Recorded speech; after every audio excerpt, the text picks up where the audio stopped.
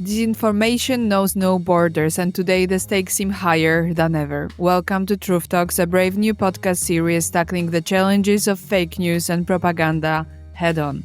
Join us for engaging short conversations with experts from all EU member states and Ukraine as we uncover the truth behind dominant disinformation trends and explore the strategies shaping Europe's fight against manipulation.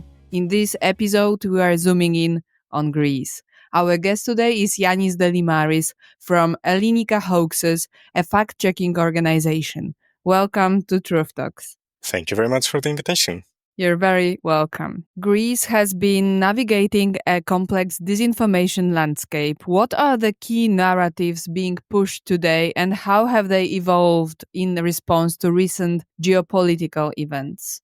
Well, I would say that it's hard to pinpoint to a single or some dominant topics because misinformation and disinformation tend to shift based on current events. Whenever there is a major national issue or an international crisis, misleading claims about it tend to follow almost immediately. At the same time, it is also challenging or even impossible to know what exactly is spreading online. However, there are a few topics that seem to be persistent in the last few years. One of them is the war in Ukraine, of course, where misleading narratives continue to circulate online. Also, another example is COVID-19. Despite the pandemic being years behind us, misleading information, especially about vaccines, still spreads online. Well, also we see misinformation, disinformation about climate and climate change. And I think that these are like the most persistent. Maybe I would also add immigration, which is also a topic that constantly attracts attention. So yes, I think that these are like the most important ones. Interestingly, about immigration, if we want to add an insight, I would say that usually it centers around events that are not taking place in Greece. So we see misinformation, disinformation about events or policies in other countries spreading locally, fueling hate against refugees and immigrants.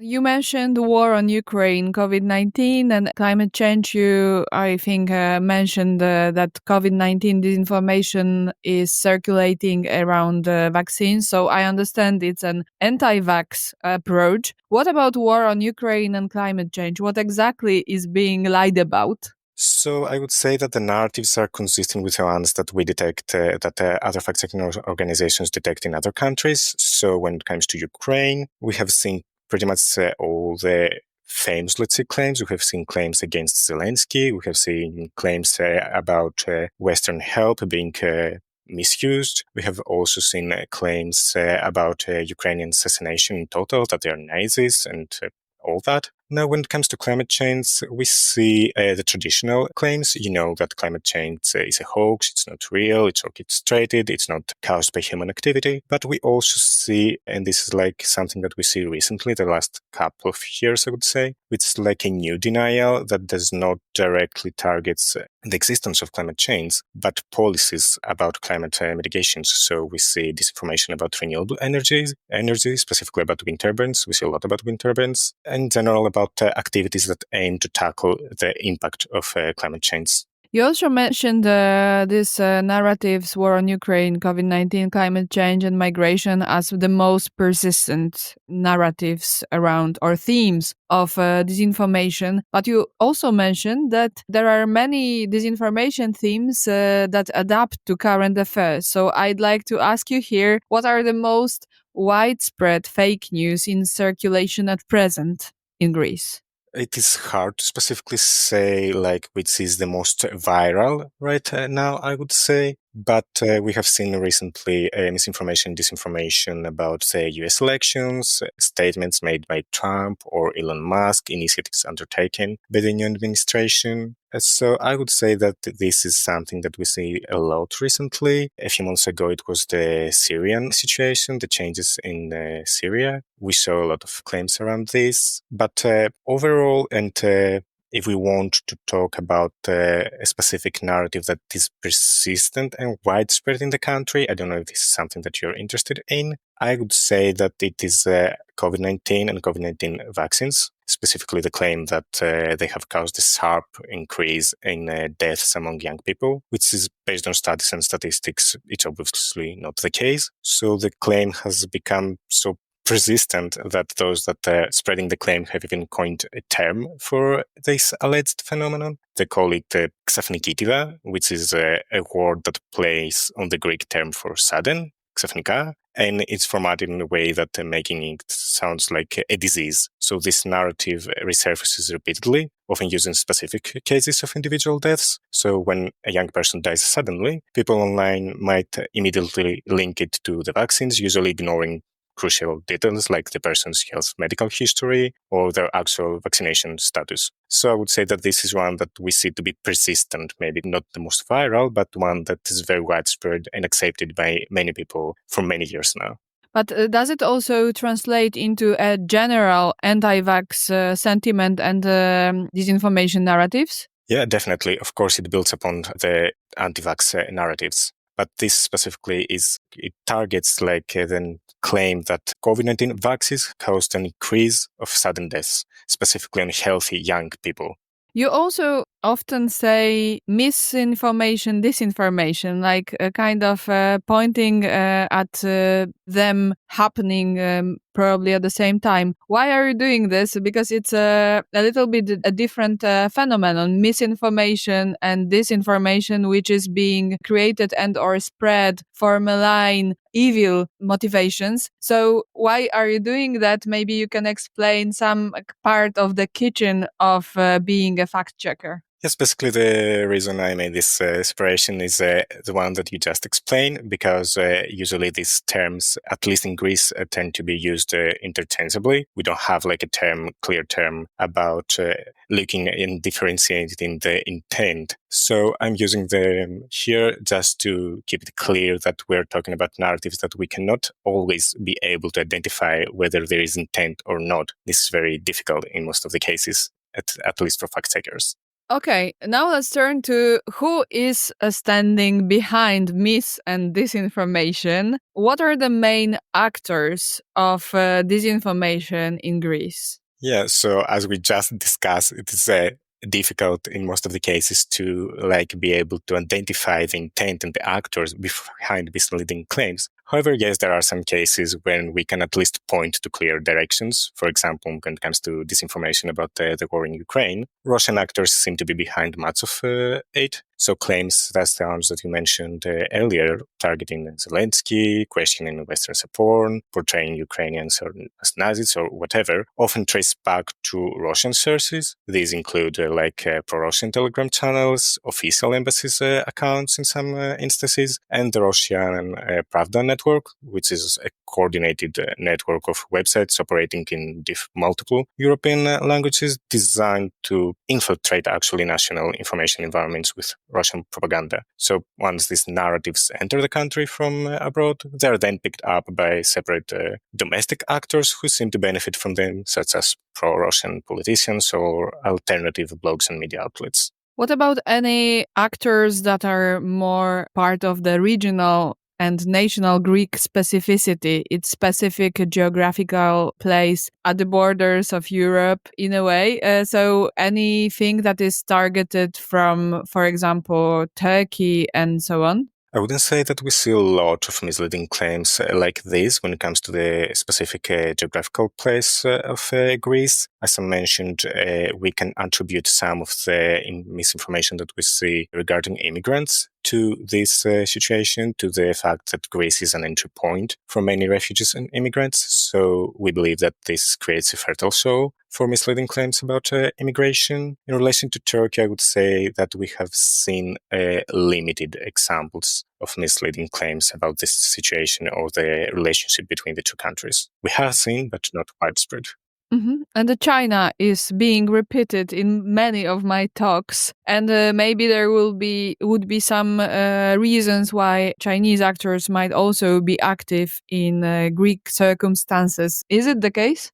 As far as I'm aware of, in our organization, we have not been able to identify misleading claims that can be directly and securely linked to China. We haven't seen something like that, at least yet. In a way, I asked about it already, but from your side, how would you define the specificity, the uniqueness of the disinformation landscape in Greece? How is it different, probably theme-wise, actors wise, in terms of how disinformation is spreading? How is it different to other countries, to other regions?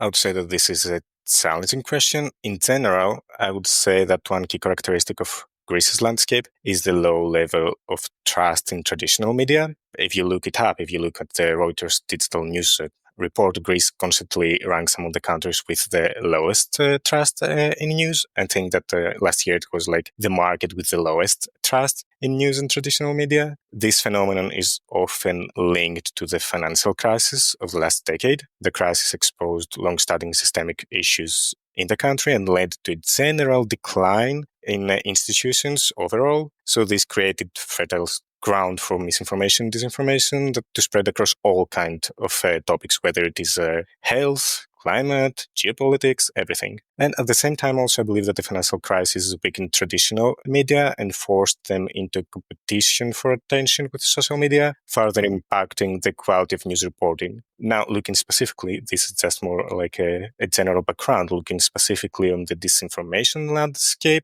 I would say that an interesting characteristic is that many misleading claims in Greece seem to originate from abroad and then imported, specifically when it comes to issues and topics like health and geopolitics, for example, like the Russian-Ukrainian war that we mentioned earlier. So the factors that allow these narratives to spread often depend on the topic. For example, when it comes to pro-Russian misleading claims, I believe that the contributing factor is the shared Orthodox Christian faith between Greece and Russia. Many Greeks see Russia as a sister nation, as a sister country because of this, so they are more receptive to pro-Russian narratives. Surveys have shown that Putin still remains today one of the most, if not the most popular foreign leader in Greece among Greeks. So similarly, in the topic of immigration that we discussed earlier, it has to do with the place of the country on the map. So overall, I could say that disinformation, misinformation in Greece shares similarities with other countries when it comes to the landscape, but also there are specific factors that shape which narratives can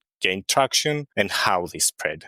Fascinating. I wanted to ask also in relation to financial crisis that seems to reappear in our conversation. Are there also anti-EU, anti-Euro sentiments that are active in this disinformation field? Yes, there are. They are limited, though, compared to the other topics that we discussed earlier, but they are. Usually they're targeting specific policies of EU, either real ones that are misinterpreted or completely fictional ones, especially like with the EU trying to push things that are completely crazy, like trying to ban cotton-made clothes or trying to make all Europeans eat insects and introduce them, force them to products. We know this from Poland too. Yes, but I would say also we see narratives that target specific individuals famous in the EU political landscape. So this could be like Ursula von der Leyen or other prominent figures in the EU political landscape. We were mentioning Russia and we're discussing other countries as well. I would like to ask you here also about the internal politics. Are there internal politicians and other possible actors that are also active on this disinformation scene in Greece? Yes, definitely they are. I would say that especially this is the case with more conservative and right-wing politicians. So we see them spreading a lot of narratives. Some of them are very well-known examples. Just to add something on this, these actors do not focus only on spreading narratives that are about politics or specifically tied to like specific issues like the war in Ukraine, as we mentioned. But usually we see that they tend to adapt pretty much all kind of misleading narratives. Either this is health, either this is climate. We see like a mix of everything coming out from the same actors, and also actors that contribute to the disinformation landscape in Greece. I would say that there are specific alternative blogs and media who tend to like exaggerate such claims and share them with very, clickbait titles, probably to gain, traction and revenue.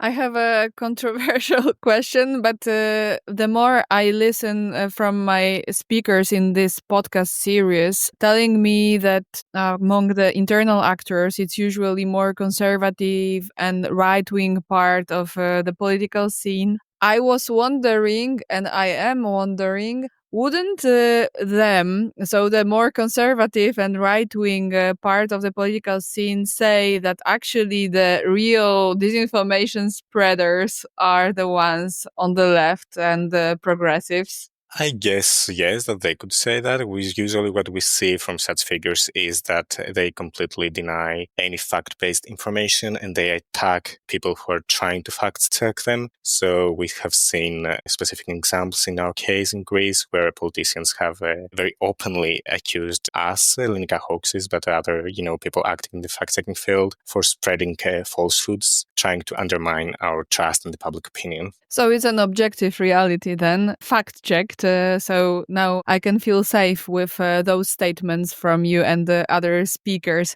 Okay, let's go to our final question, which tries to make the discussion more optimistic and or constructive. What's being done to counter disinformation in Greece, and what more would you recommend? So, multiple fact-checking organizations are active in the country and systemically debunk misleading narratives spreading in Greece. But, of course, and this is the biggest challenge, fact-checking cannot resolve everything and it's not enough. We all know that misinformation, disinformation spread much faster than the corrections. So what we need is a stronger effort to build public resilience. And that's why I believe that institutional action should play a bigger role, as online media and social media have become the main sources of information in many parts of the world, including Greece. People need the skills to navigate this constantly changing information environment. And for example, right now in Greece, media literacy is not a dedicated part of the school